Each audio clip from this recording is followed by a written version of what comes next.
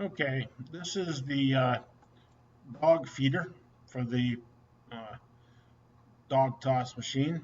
This is what I'm planning on building this week.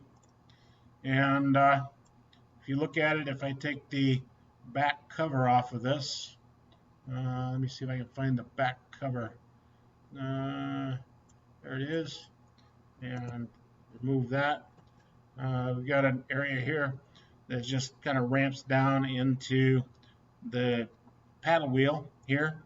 I'm having this 3D printed and it's done and it's being shipped to me. And then these are a couple of rubber pieces that'll hold the dog food back.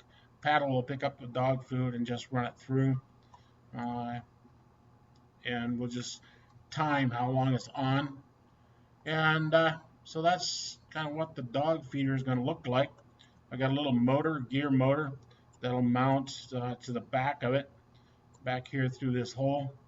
There will be a gear motor lodged back here, and we'll just run it for a few seconds every time the dog drops the uh, ball into the hopper.